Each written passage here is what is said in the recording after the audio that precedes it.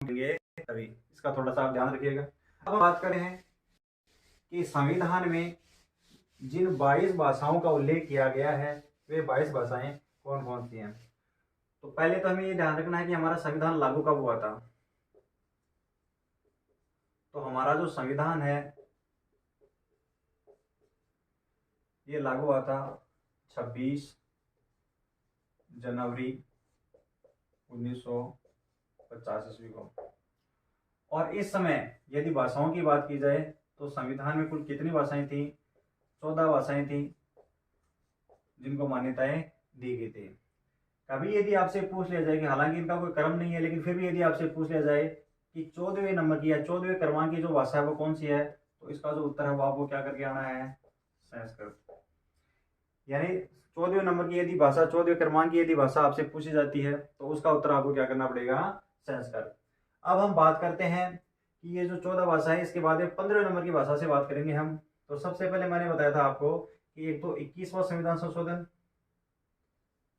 71वां संविधान संशोधन और 92वां संविधान संशोधन। 21वां संविधान संशोधन,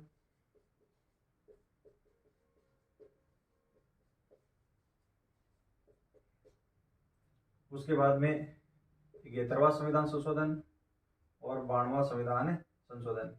तो 21वें संविधान संशोधन के द्वारा एक भाषा जोड़ी गई थी, 71वें के द्वारा 3 भाषाएं, और जो 92वां संविधान संशोधन था उसके माध्यम से 4 भाषाएं जोड़ी गई थी। तो 1, 3, 4, 4 और 8, तो 14 और 8 कितनी भाषाएं हो जाएंगी? 22 भाषाएं। 21वां जो संविधान संशोधन था यह संविधान संशोधन हुआ था 1967 में, और इस समय जो भाषा जोड़ी गई थी वो भाषा थी सिंधी। तो इस प्रकार से सिंधी कौन सी नंबर की भाषा बन गई? 15वें नंबर की भाषा बन गई, जिसको संविधान में मान्यता दी गई है। बात करते हैं 71वें संविधान संशोधन की। तो ये कब हुआ था? 1992। अब एक चीज मैं बताना चाहूंगा आपको यहाँ पे कि 21 को और 71 को जब आप जोड़ोगे तो क्या बनेगा? 92। तो इसको इस प्रकार से याद रख लोगे, 21, 71, 92। और 21 और 71 को जोड़ोगे तो इधर कितना बन जाएगा? 92। तो ये इस चीज का आप ध्यान रखेंगे। ये एक छोटी सी ट्रिक है कि 21, 71 इनको जोड़ दो 92 बन जाएगा, और इनको जोड़ेंगे, इधर जोड़ेंगे तो कितना बन जाएगा? 92। तो 21वां संविधान संशोधन 1967, 71वां संविधान संशोधन 1992 और 92वां जो संविधान संशोधन है ये हुआ था अपना 2003 में। 71वें संविधान संशोधन के द्वारा जो 3 भाषाएं जोड़ी गई थी उसमें एक तो है अपनी कोंकणी नंबर 15, ये 16वें नंबर की भाषा। उसके बाद में है मणिपुरी, ये 17वें नंबर की। और उसके बाद में है नेपाली, नेपाल में बोली जाती है। अभी प्रश्न पूछा जाता है और आप कंफ्यूज हो जाते हो कि यार नेपाल तो अपनी बोली नहीं जाती है, ये तो उस साइड में नेपाल की साइड में पहाड़ी क्षेत्रों में बोली जाती है, ये अपनी भाषा कैसे हो सकती है? तो ये अपने संविधान में इसको मान्यता दी गई है। और कौन से संविधान संशोधन के द्वारा? 71वें संविधान संशोधन के द्वारा इसको मान्यता दी गई है। तो 16वें नंबर की भाषा कोंकणी, 17वें नंबर की भाषा मणिपुरी और 18वें नंबर की जो भाषा है वो कौन सी हो जाएगी? नेपाली। तो इसको हम यदि याद करना चाहें क्रम से तो इसकी एक ट्रिक है कॉमन। क्या ट्रिक है? कॉमन। कोंकणी, मणिपुरी, नेपाली, इसके माध्यम से हम इस भाषा को याद रख सकते हैं कि तीनों भाषाएं कौन कौन सी है। 92वें संविधान संशोधन के दौरान 4 भाषाएं जोड़ी गई थी। 19वीं भाषा है बोडो, 20वीं भाषा है डोगरी, 21वीं भाषा है मैथिली। मैथिली कभी बोली हुआ करती थी। यह प्रश्न है कि ऐसी कौन सी भाषा है जो कभी बोली हुआ करती थी और आज संविधान में उसको भाषा का दर्जा दिया गया, मान्यता प्राप्त भाषा है, तो वह भाषा कौन सी है? मैथिली। जो कभी बोली हुआ करती थी बिहारी की, मैथिली, मगही, भोजपुरी, ये बिहारी की बोलियां हैं, और इस मैथिली को वर्तमान में संविधान में मान्यता दी है। और इस भाषा को है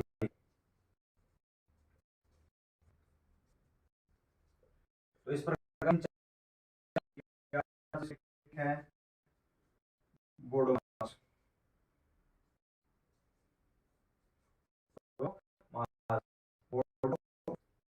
मैथिली, संथाली। तो इस प्रकार से कुल जो भाषाएं हैं, ये 22 भाषाएं हैं।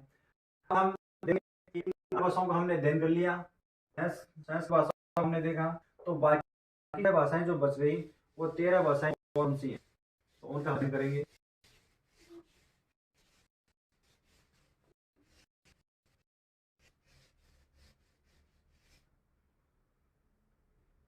हम यहाँ पे क्रम डालेंगे, क्रम 1 2 3 4 5 6 7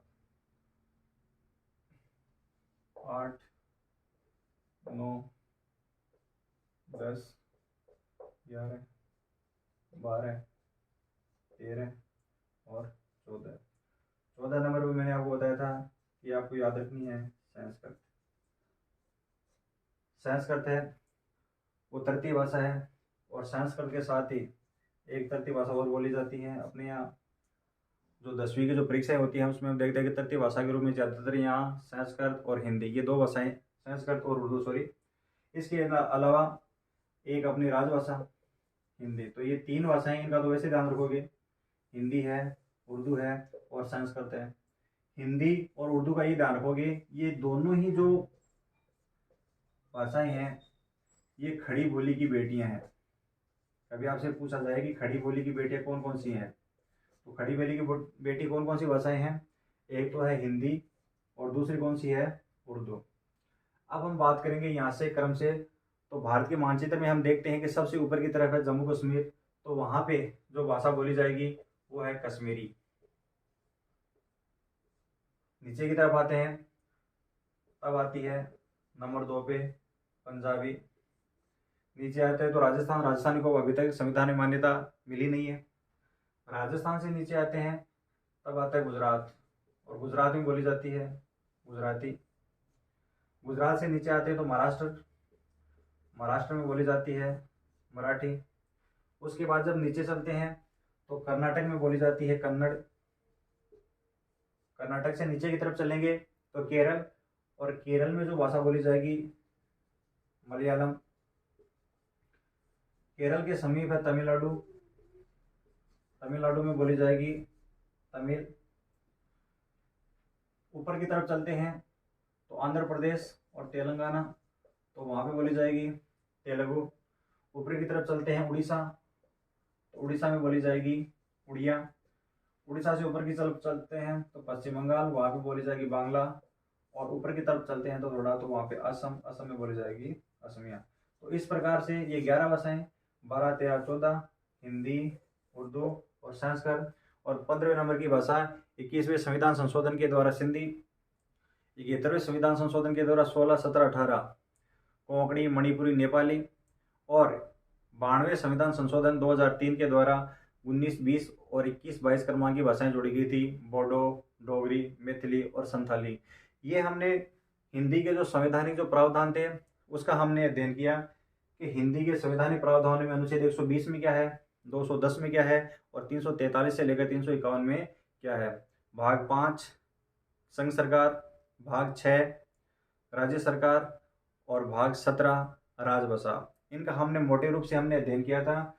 कल हम इनके बारे में विस्तार से अध्ययन करेंगे कि 343 है उसमें क्या है, 344 में पूरी डिटेल क्या है, इस प्रकार से 351 तक पूरी डिटेल क्या है, अनुच्छेद 120 में क्या है बताया गया है, अनुच्छेद 210 में पूरी डिटेल क्या बताई गई है कि कब तक ये जो हिंदी है ये अंग्रेजी भाषा है ये हिंदी भाषा के साथ रहेगी, कब इसको समाप्त किया जाएगा।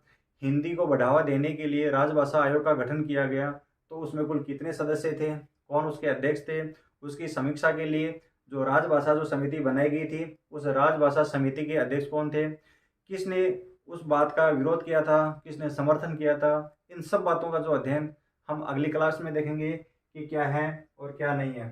तब तक के लिए जय हिंद साथियों।